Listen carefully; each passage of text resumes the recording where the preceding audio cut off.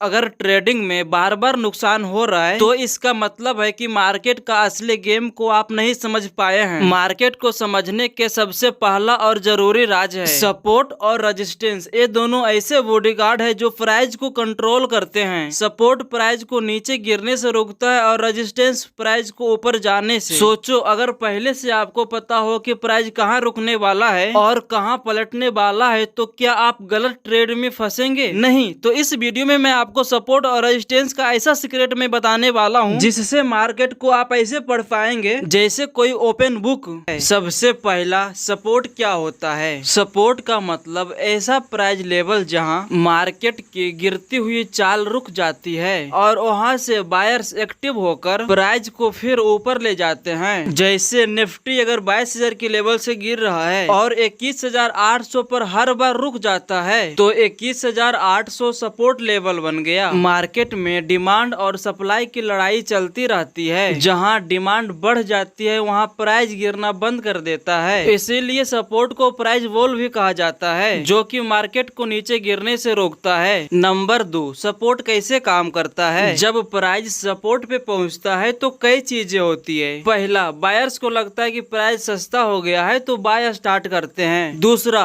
पहले से पोजीशन में बैठे लोग और ज्यादा बाय कर लेते हैं ताकि उनका एवरेज प्राइस कम हो जाए। तीसरा, इमोशनल साइकोलॉजी भी ट्रिगर होती है। लोग सोचते हैं प्राइस यहाँ से हर बार ऊपर गया है और जैसे ही बायर्स एक्टिव होते हैं प्राइस वहीं से बाउंस करता है। लेकिन याद रखिए, अगर वॉल्यूम के साथ सेलर हावी हो जाए तो सपोर्ट टूट भी सकती है। नंबर 3, कितने टाइप के सपोर्ट होते हैं? सपोर्ट के कई टाइप होते हैं और हर टाइप की अपनी स्ट्रेंथ होती है। पहला, हॉरिजॉन्टल सपोर्ट, एक फिक्स लेवल जैसे निफ्टी का 21,800 चार्ट पर सीधा हॉरिजॉन्टल लाइन से दिखता है। यहाँ प्राइस हर बार रुकता है। दूसरा, ट्रेंड लाइन सपोर्ट, जब मार्केट अप ट्रेंड में होता है तो हर हायर लो को जोड़ते हैं। इससे एक साइलेंटिंग लाइन बनती है जो कि डायनेमिक सपोर्ट है। प्राइस इस लेवल से बार बार बाउंस करता है। तीसरा, मूविंग एवरेज सपोर्ट, जैसे 50 EMA या 200 EMA। मूविंग एवरेज के पास आते ही प्राइस रिवर्स होता है। निफ्टी में खासकर 200 EMA एक स्ट्रॉन्ग सपोर्ट माना जाता है। चौथा सपोर्ट, फिबोनाची रिट्रेसमेंट सपोर्ट, इसमें सबका सेटिंग्स अलग अलग होता है। बाय डिफॉल्ट से सबसे अलग होता है तो मेरा सेटिंग कुछ अलग है जो कि घनश्याम सर का दिया हुआ सेटिंग मैं यूज करता हूँ। ये एक साइलेंस तरीका है सपोर्ट ढूंढने का। पांचवा पॉइंट है डिमांड जोन। यह एक प्राइस रेंज होती है ना कि फिक्स पॉइंट। जहाँ पे पहले हैवी बाइंग हुई थी वहीं पे प्राइस आकर रुकता है। छठा, साइकोलॉजिकल सपोर्ट, जैसे निफ्टी का 22,000 या 21,000। ये एक राउंड नंबर होता है जहाँ पे बायर्स इमोशनली बाइंग करते हैं। सबसे मेन बात, आप इसको साथ लेकर जाना। पिछला बार प्राइस कहाँ से रिवर्स हुआ उस जगह को एब्जॉर्ब करो, देखो वहीं पे सपोर्ट बनने का चांसेस बनेगा। दूसरा, चार्ट पर ट्रेंड लाइन और मूविंग एवरेज प्लॉट करो। तीसरा, फिबोनाची रिट्रेसमेंट टूल यूज करो। चौथा, वॉल्यूम बढ़ रहा है या घट रहा है इसको चेक करो। पांचवा, कैंडलस्टिक पैटर्न जैसे pin bar, bullish engulfing, hammer candle, morning star candle, ये सब कैंडल सपोर्ट पर कंफर्मेशन देते हैं।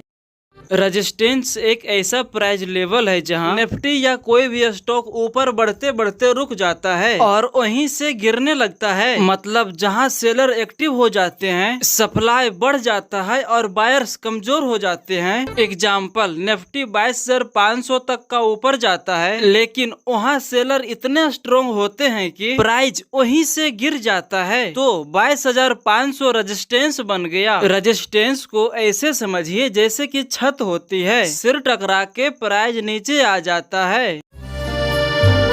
जब प्राइस रेजिस्टेंस तक पहुंचता है, पहला, पुराने बायर्स प्रॉफिट बुकिंग करते हैं। दूसरा, न्यू सेलर्स एंट्री लेते हैं क्योंकि उन्हें लगता है कि अब प्राइस गिरेगा। तीसरा, मार्केट में सप्लाई बढ़ जाती है जिससे प्राइस वहीं रुककर गिरने लगता है। अगर प्राइस ज्यादा स्ट्रॉन्ग होकर उस लेवल को तोड़ दे तो वहीं रेजिस्टेंस अब सपोर्ट बन जाता है।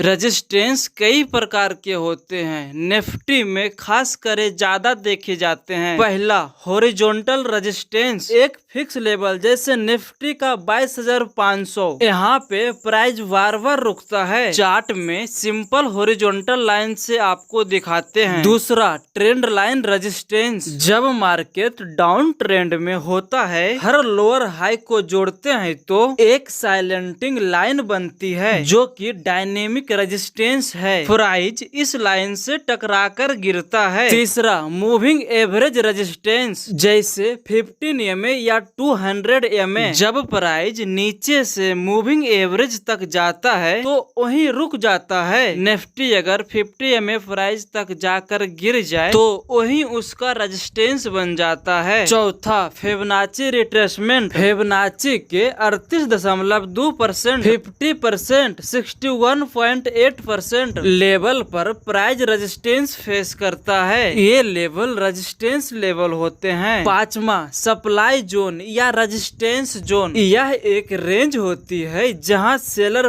पहले एक्टिव हुए थे। निफ्टी का 22,500 से लेकर 22,600 एक रेजिस्टेंस जोन होता है। छठा, साइकोलॉजिकल रेजिस्टेंस, जैसे निफ्टी 23,000 और 24,000 राउंड नंबर पर मार्केट रुक जाता है क्योंकि वहां ट्रेंड्स इमोशनली प्रॉफिट बुकिंग करने लगता है।